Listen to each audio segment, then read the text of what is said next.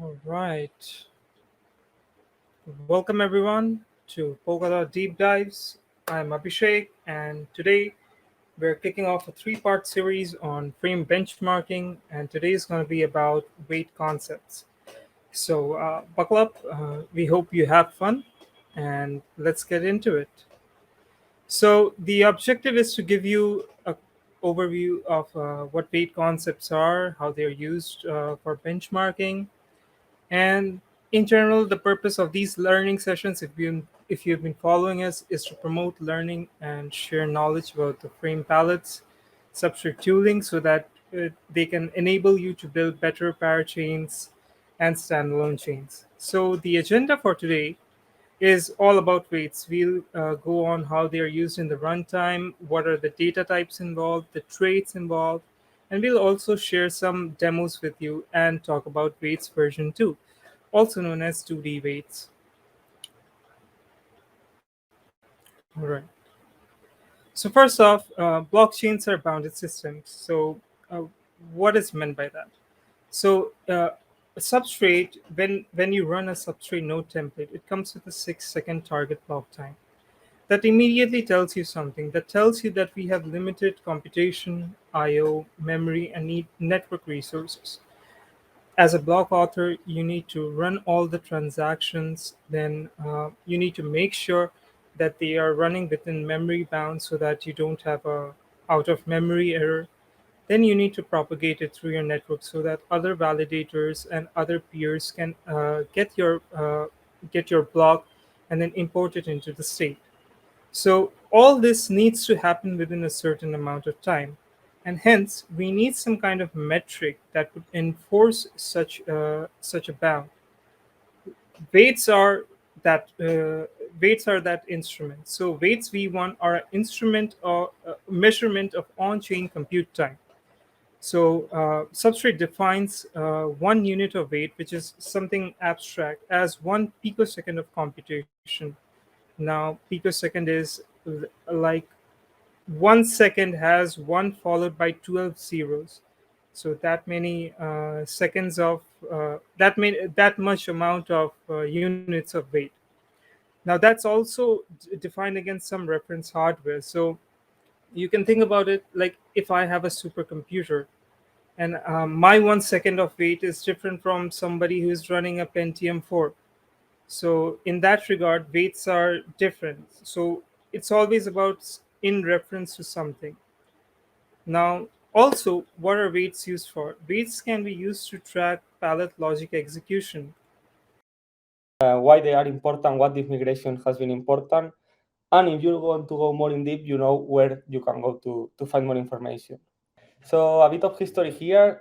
This term, this was already around in 2019, where it was a bit different. It was called chromatic gas, and it was proposed for Gavin to Ethereum, and it was basically to have different gas metering for different resource consumptions. At the end, it was not implemented in Ethereum, but we brought that idea into the Polkadot ecosystem. So the main way to think about the weights v2 is that now we have like a multidimensional weights.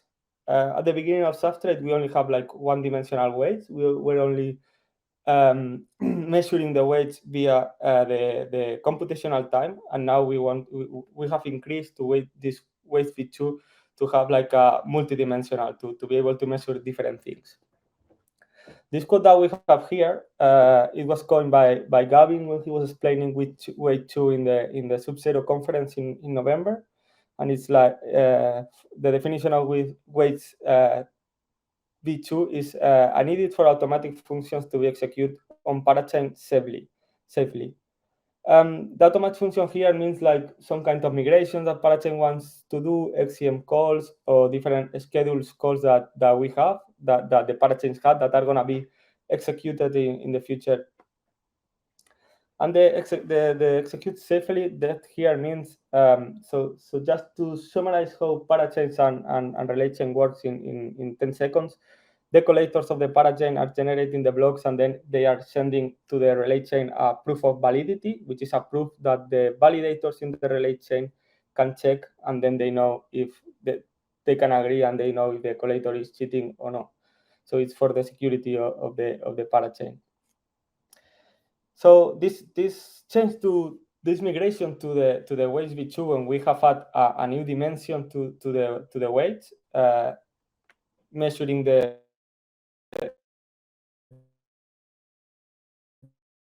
proof of validity that I just mentioned, improve the parachain security, because it can be like a problem if parachain has some kind of extrinsic that are very fast in the execution time, but it's improved, it's growing a lot into this proof of size validation proof.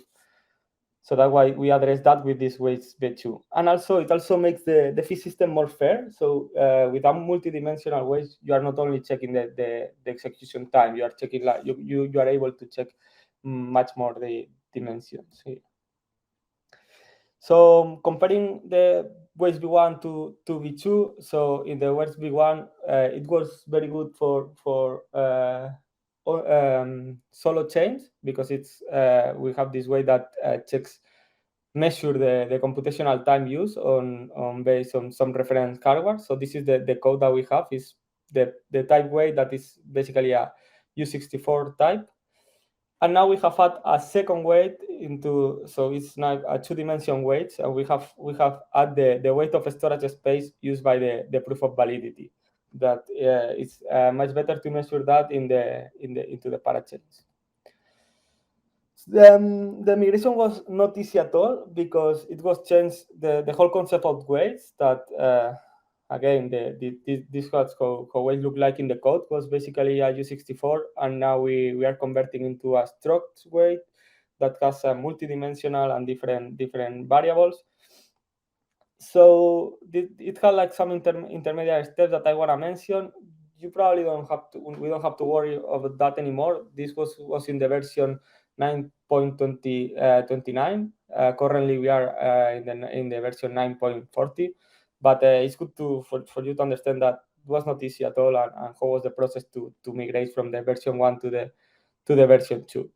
For here, we can see that the migration from 1 to 1.5 was to convert this U64 in a struct that allows us to have multidimensional weights, even though we still have like just one dimension. For the migration that had to migrate from the 28 to the 29, what they have to do was to go into the code and change, or in all the places, change where they have this weight to have the new structure of weights. That's why we provide this this regular expression that was like find and replace into the code. And how the final weights v2 looks like is like this. So we have the reference time that we already had in the v1, that is the computational time of extrinsic, plus this proof size, that is the second dimension. So now we have these 2D weights. And this proof size is, as I say again, the storage space used by the proof of validity. Not only that, so we only have two dimensions, but the whole point of this migration was to keep the system, to design the system to be ready to add more dimensions if we want in the future. So let's say that we want also to feed for the memory usage, or for the storage. So we can add a third dimension, or we can add a fourth dimension, more or less easy. Well, this is easier than this migration.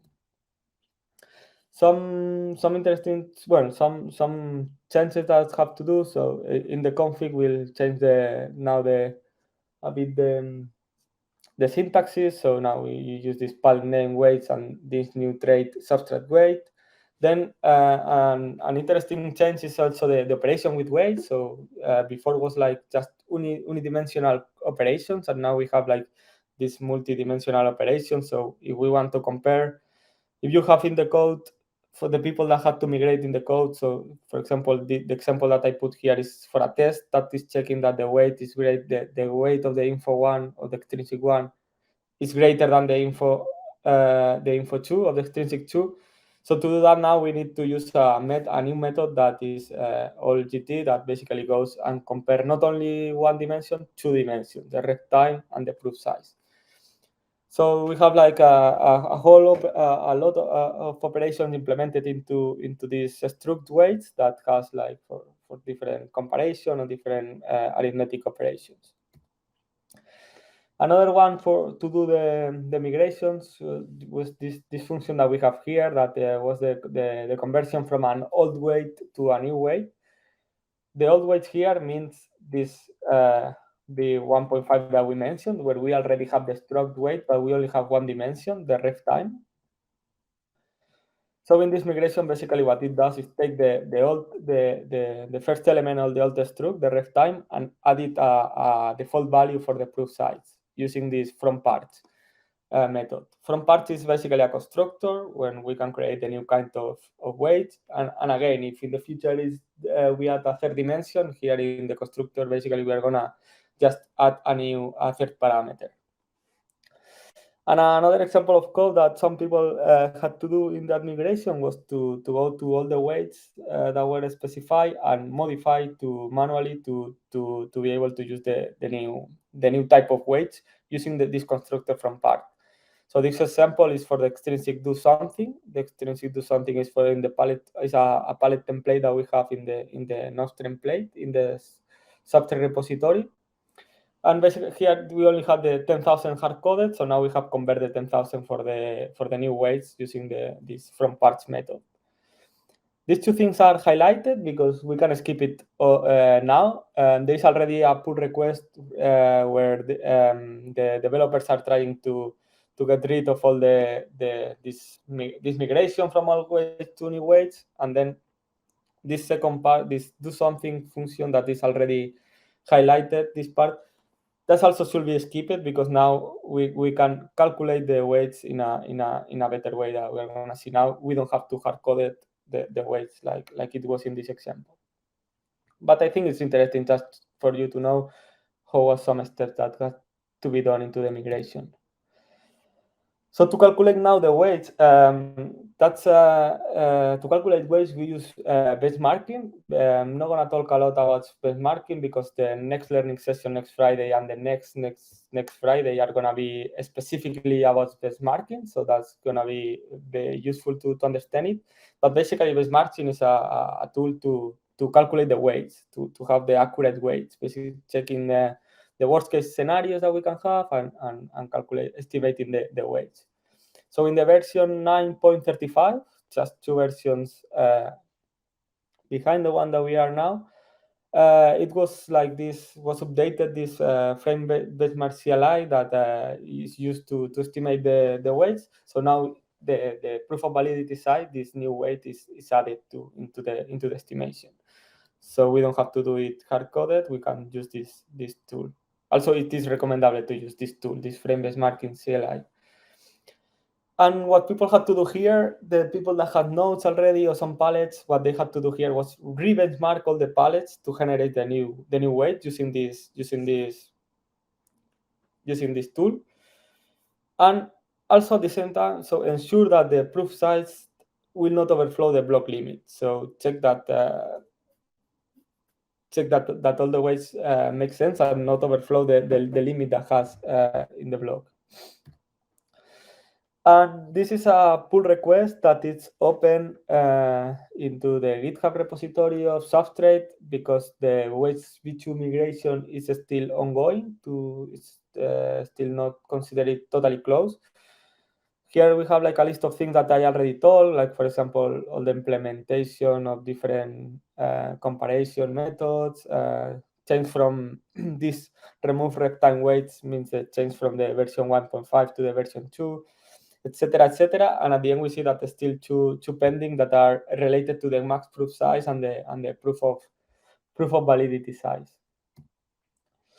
What is the max proof size? So the max proof size for the for this weight, for the solo chain, so for the substrate-based chains that doesn't require to submit proof of validation blocks to the relay chain, this is U6, the maximum U64 max. It is with 64 max because it is the maximum in this field. Proof size is a U64, so it's the maximum because we are actually not using proof of validity. And for parachains is a bit lower because for parachains this comes from the relay chain. And the mass from the relay chain, this is a chunk of code that comes from the Polkadot repository itself. This is the max proof size that you can have in your wage. And yeah, finally, so I've been recollecting some issues that people have been encountering where they were doing this migration with Wage v2, mainly from a stack exchange.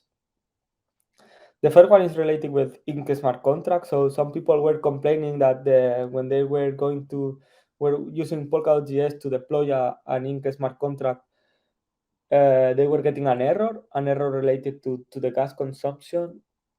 And this was because the Polkadot.js UI doesn't support the new type of weights yet.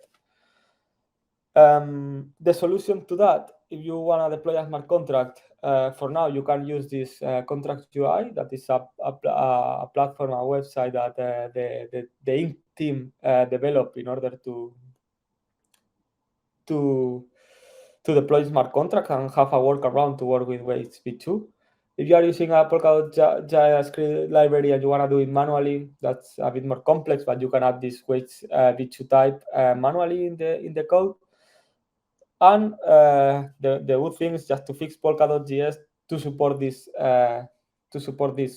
Waze v2. And I've seen like a couple of days ago that there's already a PR that has been accepted. So probably it's gonna be live soon in Polkadot.js UI. That error is not gonna be anymore. But if you find this error, just you to know what's the different solution. And another error that some people found is some kind of error when calculating the weights. That was proof skipped error message there. And this indicates that the worst case scenario for the proof size limit was not able to couldn't be estimated with the CLI tool. The solution to this, the best practice when you are developing substrate frame is to have all the storage bounded, so to have a limit in all the storage. So the solution to this is to try to have all your storage bounded. So for example, if you have a vector can grow unlimited, can grow uncontrol without your control. So have this kind of control. So one of the options is to migrate from the vector to bounded vector. That is basically a vector that has a limit of elements. That's not easy to do all the times in the migration. So another is to change the mode of the when you are calculating these new weights to be more flexible, to say that way. The problem with that is that it cannot reflect the worst case scenario, and we will see in the demo that Daniel is gonna do what happens when you underestimate weights. What problem can happen with that? And another problem I've seen around Stack Exchange that can apply is like we're doing an DSRPC method call that is called payment query fee info. That is for to more or less estimate the fees that you are gonna spend. It was failing. That was because you had like an old version and that was fixed in the version 9.32. So you experiment this issue, just update to the version 9.22 because it's already fixed to work with this new type of weights. And that's it. Yeah, gonna pass to Daniel to do the demo, or to Abhishek if he's already back to be able to talk again about the main concept of weights.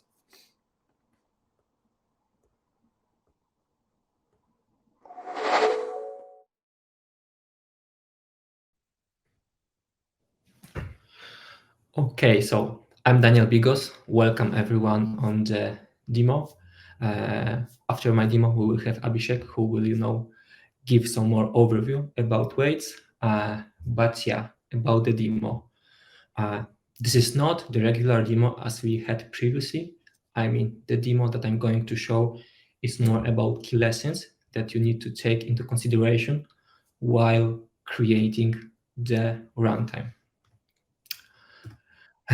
But at first, let's provide some overview. So why weights matter for builders, for runtime builders? So at first, weights are used in extrinsic. I mean, they tell people how many resources will be used by extrinsic. It also helps substrate to calculate how many extrinsic can be taken to the block production. Besides extrinsic that are really important to builders and have some impact on building blocks, I mean filling the blocks, we have also hooks. So as it was presented some time ago, every palette has a list of possible hooks to be implemented, and that hooks during some of the block execution time are triggered with every palette inside the runtime. But while talking about hooks that matters for building blocks and hooks that take some of the weights, there are three. So at first we have onInitialize hook. That hook is triggered with every block when every block is getting created at the very beginning of the block creation process. So for that hook, we need to provide how many weight will be used for that hook. Also, we have on runtime upgrade hook. So that hook is triggered when we have runtime upgrade. And also for that hook, we need to for that hook, we need to also tell substrate how many weight will be used. And the last hook that is triggered and matters with weights is on idle. So this is the hook that is triggered after extrinsic are applied, and there is one condition for that hook to be triggered. So imagine we have block almost filled with weight. So for executing that hook, we need to have enough weight. So when we have almost packed block and we have no weight, that hook is not triggered. In other case, that hook is triggered. Okay, so having provided some introduction to hooks and extrinsic, let's talk about the common mistakes that I have faced while checking some of palettes runtimes. This is the key takeaway of that demo to be aware what can happen when builders do some of the mistakes. So the first mistake is usage of unbounded vectors.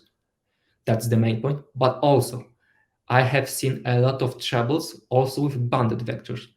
So imagine a situation that we have an extrinsic that does an operation on each element of the vector provided as a parameter to that extrinsic. In that mistakes that I've seen, the weights weren't coupled, weren't adjusted to the size of the vector, but they were adjusted to the size, for example, of 3 elements. But in a situation that we have very long vector with multiple elements, and we need to apply some calculations on each element, we can exceed the block time, and we will see what will it cause. And the second problem with the extrinsic runtime implementation that I've seen is a way of uncovering some execution path within extrinsic. In other words, imagine a situation that you have an extrinsic and you have some if conditions, and based on that conditions, you have different execution paths. And for example, we have an extrinsic with weight that is adjusted to shorter execution path, but the longer execution path is not covered. And based on wrong weight, that extrinsic can exceed the block weight. The last part are hooks, mistakes that are kinda matched with hooks. So imagine we do some operations at the very beginning of each block or at the end of the block while we have some weight left. So imagine we have very big state. For example, a list of identities stored in our palette state. And on that hook, we need to iterate over every identity that we have stored in our state and do some logic. So in a case that we underestimate the weight for that hook, we can also exceed the block weight even if on initialized hook. So those are the three common mistakes that I have faced while reviewing multiple runtimes. And to be honest, this is not only about talking, but this is a situation that happened in the past. I mean, the situation called Shanghai attack. It was denial of service attack on Ethereum that took place during the second DEFCON. That was in Shanghai in 2016, as I remember. Basically, what happened at that time was sending multiple transactions that were using one Ethereum instruction that was underestimated in a sense of fees. So it caused that the network wasn't processing almost no processing block during that time, and there were many delays. So that attack worked. I mean, attackers were successful while providing data. So this is a serious problem. So I hope you will not do that mistakes that I have described, because that attack can happen to you. Okay, after the introduction, we can start trying to hack a substrate node. Okay, so I have a parachain running. That parachain have 5 collators, some validators for the relay chain. And for hacking, I have prepared the dedicated palette. So this is an extrinsic that I trigger extensive computations. And the only one parameter for that extrinsic is a number of iterations, a number of repetitions that the computation will be done. I will show what kind of computations it's going to be, but let's check what will happen with 1 million of iterations with the same extensive computation. With 1 million, it should fit into a block. I should get an event that everything is fine, everything works well. Yeah, we have an event, blocks are still creating. So we can assume that for that parameter, everything is going fine, but let's check what will happen when I will double the amount of iterations. So my previous extrinsic was okay for the block weight. So let's check what will happen with doubled amount of iterations. Okay, so I put 2 millions.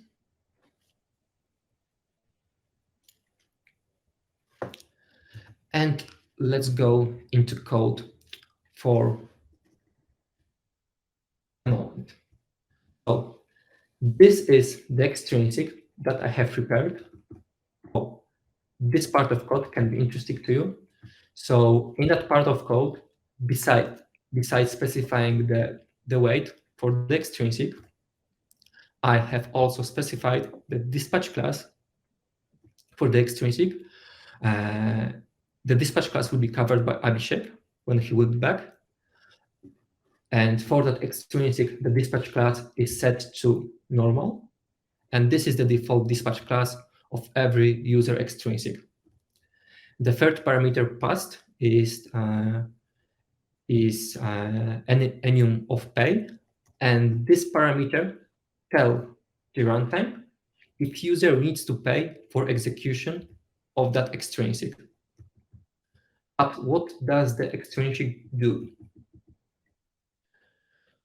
So it triggers an event and triggers a long-running task. And what is long-running task?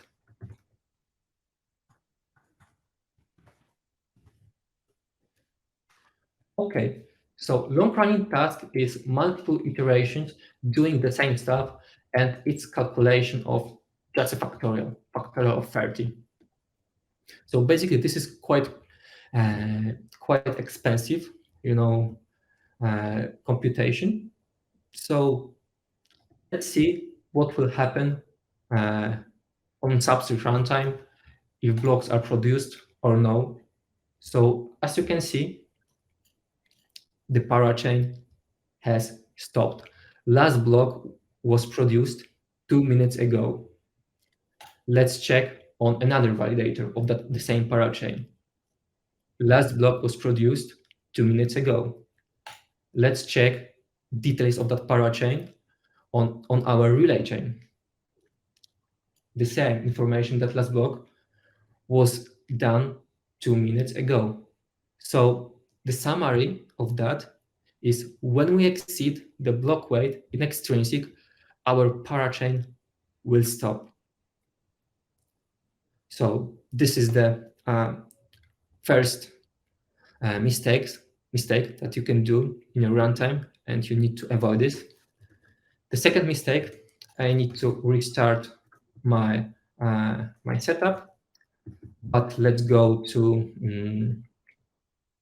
the extrinsic. So what I'm gonna do now is that I will set the flag, will put the flag to the storage, and then while reading that flag on initialize hook, I will trigger the same long-running computations that exceeded the block weight in a previous example. So this is the extrinsic to set the flag. This is only one write to storage.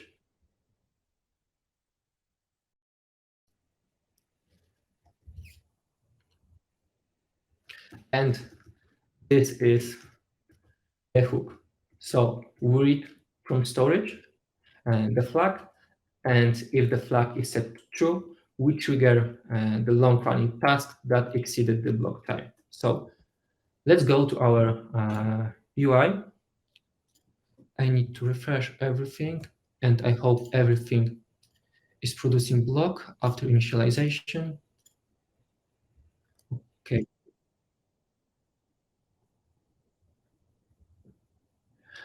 Yes, I'm using ZombieNet to run my parachain, and that parachain is based on the Cumulus parachain template.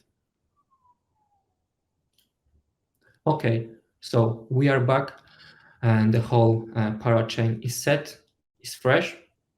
So let's set that flag to hack our parachain.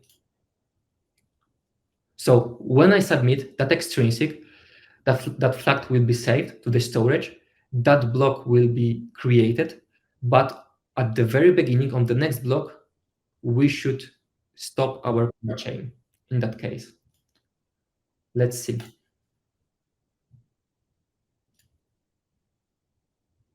Okay, so our flag has been added, and the same should happen with our parachain.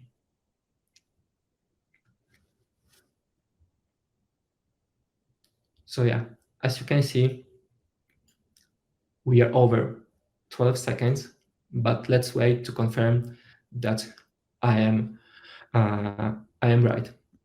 For a moment, we can go back to my implementation, because there is something that I want to point out to every builder, and this is in factorial function.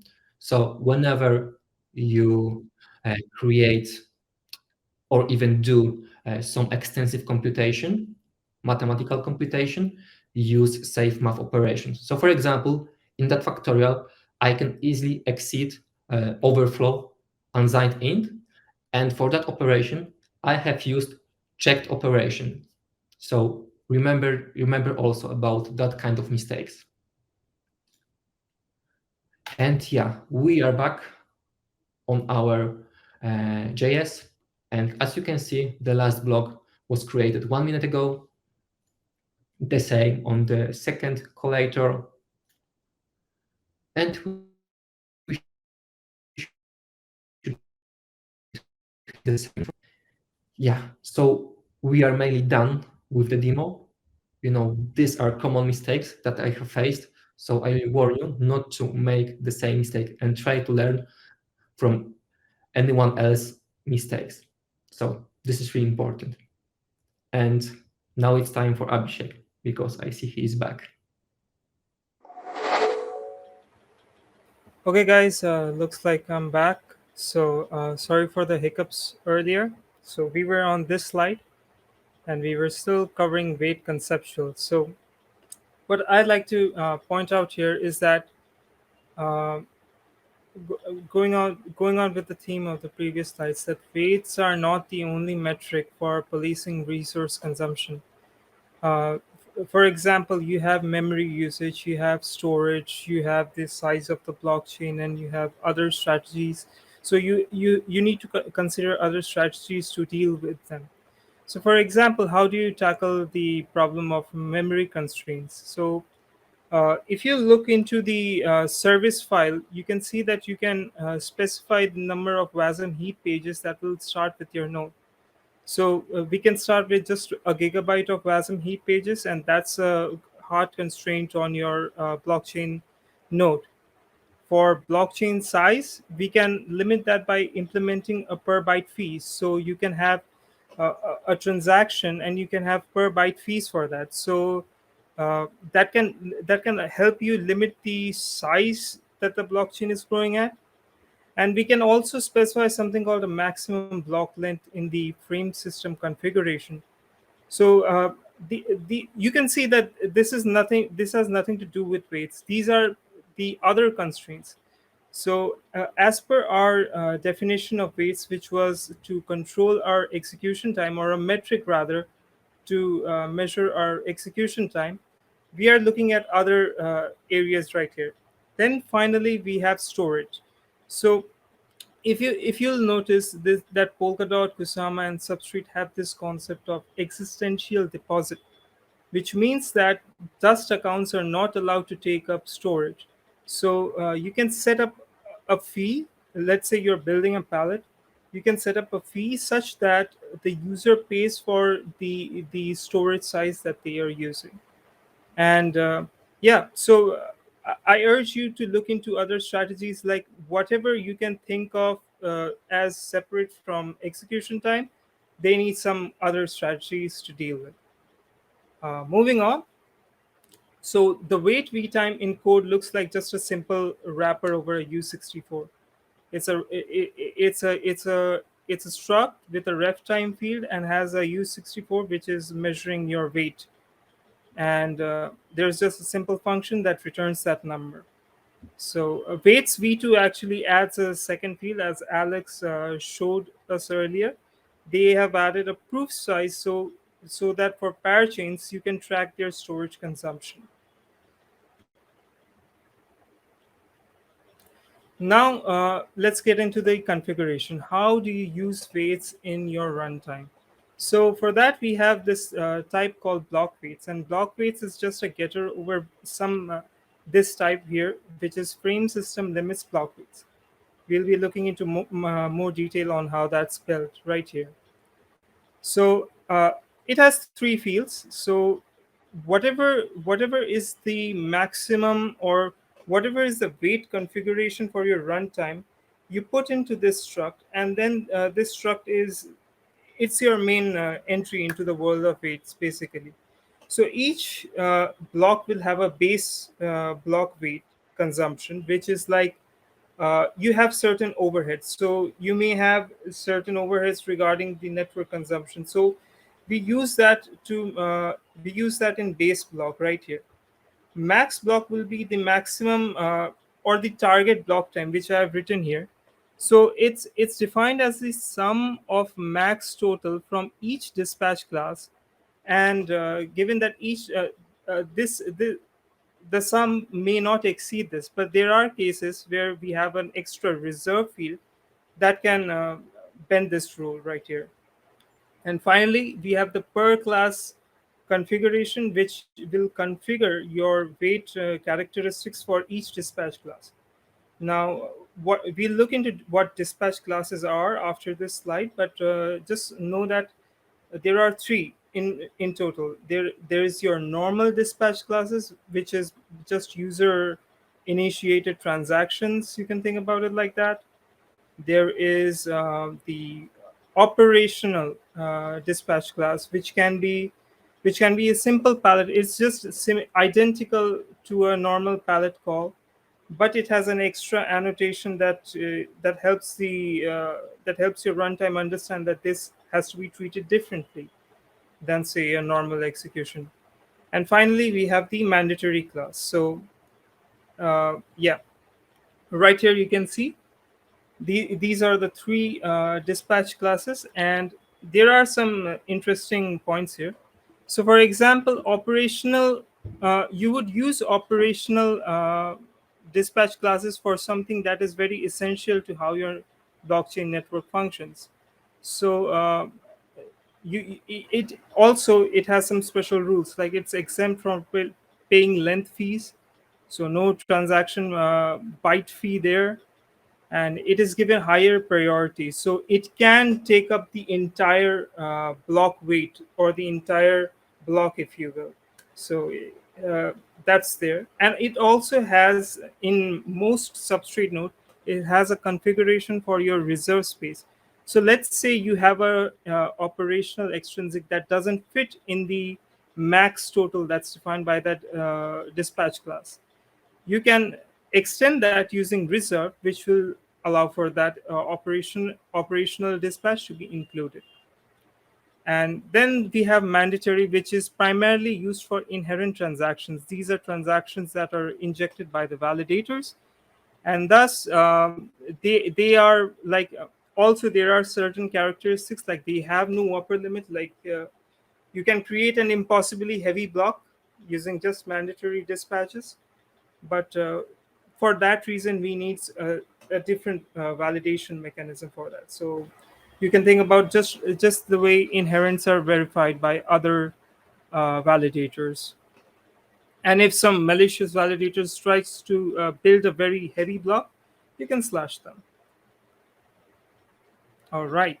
So here is the weight per class struct. Again, this is another important struct that we saw in the previous slide. So you can see it's this per dispatch class is generic over weights per class, and this is actually used to configure each of the dispatch classes for your runtime. So that there is a block builder pattern. You configure it for you configure each dispatch class, and then that finally gets built into one block weight structure that you'll use in your runtime frame system configuration. All right, so let's look at a sample configuration right here. So you can see we define a struct. We say this is runtime block, and we define get block weights. So remember, that's coming from the requirement from frame system. And we say, okay, take for dispatch class normal. So for normal, give this base weight. So for extrinsics, you would like to have a base weight. So each extrinsic, regardless of its complexity, will come with a base weight that is consumed regardless. And this could include, um, if you think about it, what is happening when you execute an extrinsic. So the caller's signature may get verified, and then you may have maybe you have a balance deduction, so the balance storage needs to be worked with. And I guess there was one more that I just can't recall, but maybe if we go through this, I'll talk about it. I guess it was the account nonce, if I'm not wrong. So, anyways, we configure weight's max total as the normal weight. Now, this normal weight is actually it's all almost always a ratio of the maximum normal weight of the maximum block weight. So let's say in a typical substrate node palette template, you'll see something like 75% of the maximum block weight as defined as the normals dispatch class weight. So here you can say that, okay, this is normal weight. And for operational, you say it's maximum block weight. Now remember, this is just a sample configuration. There is no hard and fast rule that says that you have to do it this way. This is just one of the ways. This is one of the most common ways that you'll find it defined. And then we add a reserved weight. Now remember that max total field that I showed you in this previous slide, this max total thing. Now, this is an option. If you put this option as none, then there is no upper limit to what the maximum total can be. You basically wouldn't want that. So, right here, we have said that it's maximum block weight minus the normal weight. So, the normal weight is, whenever I say normal weight, think about the normal dispatch class weight. And then we say, okay, give it an average block initialization of 10%. So we are reserving 10% for on initialization handlers. And that's about it. This will give you a block weight struct that you can use in your frame system configuration. Now, here I have shown you how it's configured in the node template. So we define a 75% per bill struct right here, and we pass it to this function called with sensible defaults. So if you will just take a quick look at sensible defaults, it takes care of all those things. It takes care of defining what this dispatch class for operational will be. It takes care of what your base extrinsic weight will be. Everything. It gives you sensible defaults, as the name suggests. It only you have to provide this information, that what is your target block time, which is 2 seconds in this case, and your normal dispatch ratio, which is 75%. So it's 3/4 of 2 seconds. Now this is a typical block weights configuration that you'd see in a parachain. So if you're using substrate parachain template, you might see something like this. So there's an additional field here that's set proof size, and that's stated to maximum POV size right here. So, and the weight is half a second. So that's those are for the it's some kind of calculation that's based with the relay chains 12. I'm not really sure about this, so don't quote me on that, but I guess it has something to do with async backing not implemented and the 12-second target block time of the relay chain. So it has something to do with that, but I'm not totally sure. But it's interesting to keep that in mind. Now, here you can see another way of defining 75%. You just take the maximum block weight and you multiply it by 3 and divide it by 4. So that's just 75% right here. And the same thing that we saw earlier, the runtime block weights configured for all. You can also specify the base extrinsic for all dispatch classes in one go, which you can see here. So it's just highlighting different ways of doing the same thing, really.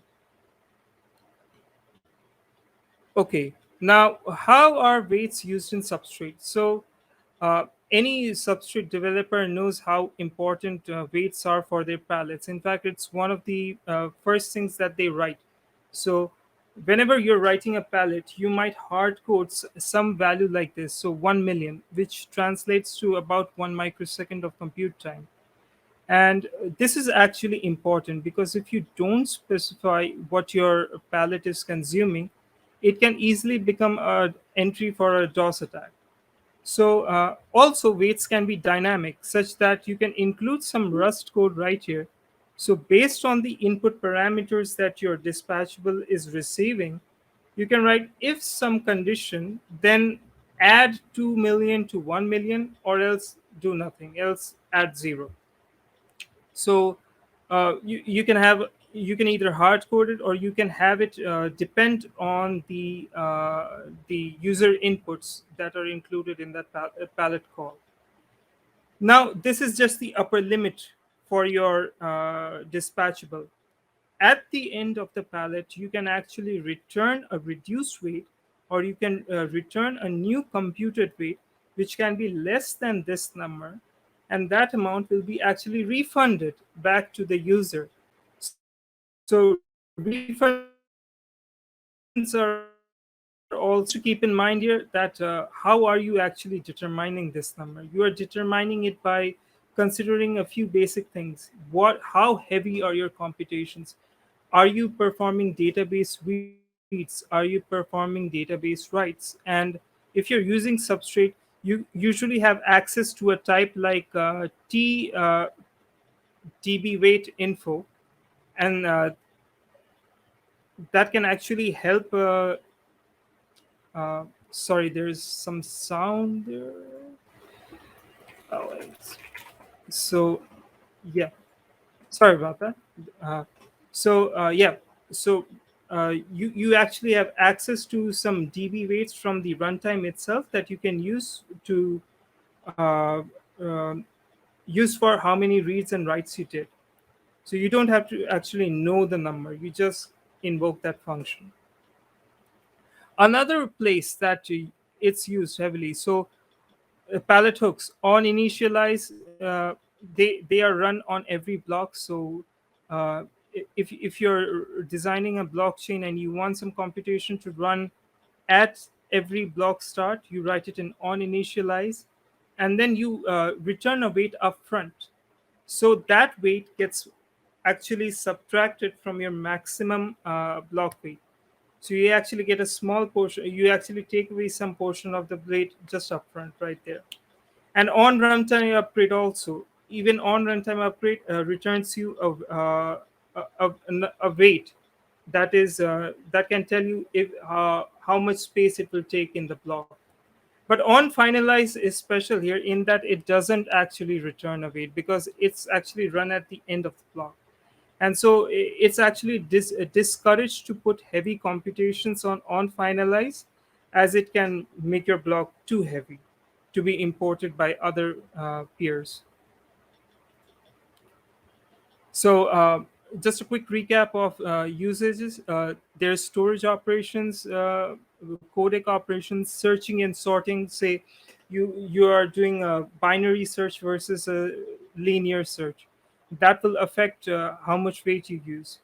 Calls to other palettes, if you're using other palettes through traits, you might want to consider what are the weights for that other call.